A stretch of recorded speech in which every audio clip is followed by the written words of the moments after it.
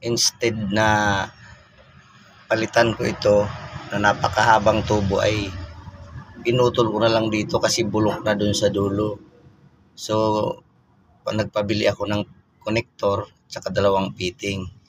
Pliniringan ko na lang kabilaan. So ayan, nakatipid na ng tubo. Hindi pa ako nahirapan magpalit ng linya kasi mahaba yan, hanggang dun yan sa makina. Yun, ang dami pa namang clip. Yan sa chassis, may mga clip bawat tubo. Hanggang doon yan sa dulo ng makina. Kasi sa hangin yan papunta sa compressor. Galing compressor, punta sa tangke. So ganito na lang ang diskarte ko. Connector na lang. So hihigpitan ko na yan.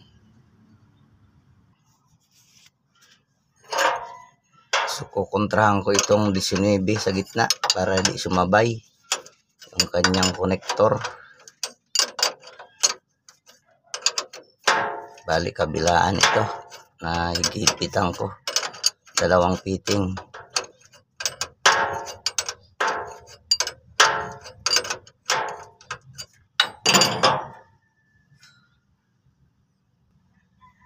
Bali itong tubo na ito ay bago na ito. Itong kadugtong papunta yun dun sa labas ng chassis. Bali may butas sa chassis, doon ko pinalusot yung bagong tubo. Papunta dun sa air tank. So ayan, bali todo higpit na ito. Itong dalawang fitting na ito. So doon naman ako sa papunta doon sa tangke. Magpi-flaring ako doon. Nilagyan ko na rin ito ng kabilaan ng teflon tape para siguradong walang singaw. Hirap na kasi pag sumingaw yan. Sa hangin kasi yan Alright, dito naman tayo sa dulo ng steel tube. So magpi-flaring ako rito. Kakabit ko na muna itong fitting. Baka makalimutan, ma-flaringan. Hindi na maikabit yan. So ang size nito ay 3/8.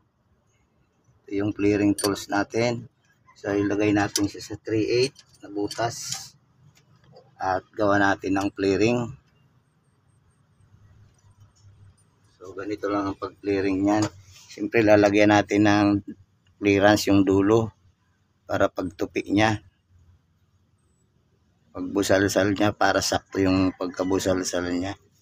So ipitan lang natin to na kabilaan na wing nut ng flaring tools para humigpit, para hindi umatras yung tube.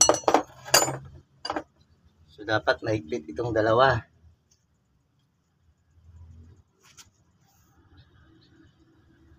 At ngayon ay gagamitan natin ng kanyang pangbusalsal. Ito yung dulo niya. Itong ipapasok natin dito para busalsalin yung dulo ng steel tube para magkaroon ng labi. Yan.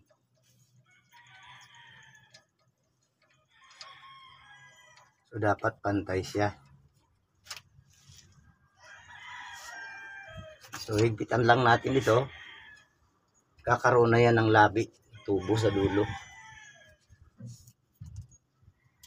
So isasagad lang natin ito. Alright. So tingnan natin kung okay yung pagkagawa natin ng flaring. Pagka-flared, siyempre tatanggalin natin itong flaring tools.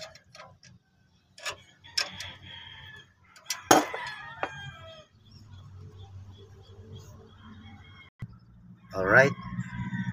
Okay yung pagkagawa natin ng labi niya. Ganda. Yan. Parang original din. So ipapasok ko na dito sa kanyang connector yung fitting.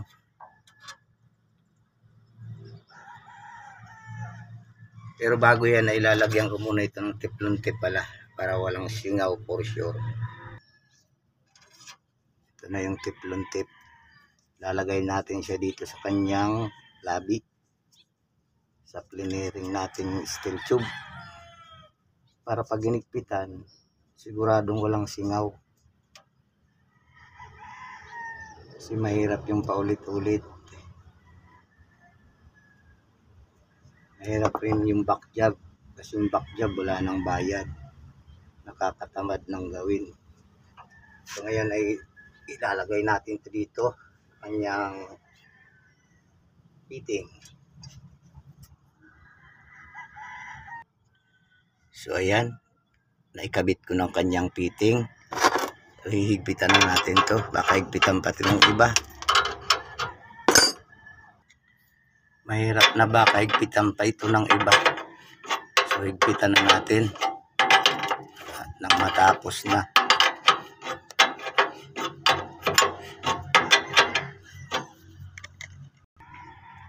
Alright, tapos na tayo. So bahala ng driver nito bukas, paandarin na lang niya ito. So okay na yung ginawa natin. Tapos na yung self-loading, sarado na rin yung opisina. Bukas naman ako nito mababayaran. So dahil alas 5 na, mangungutang na muna ako ng inumin at pulutan. Alright. Thanks for watching. Please follow and share.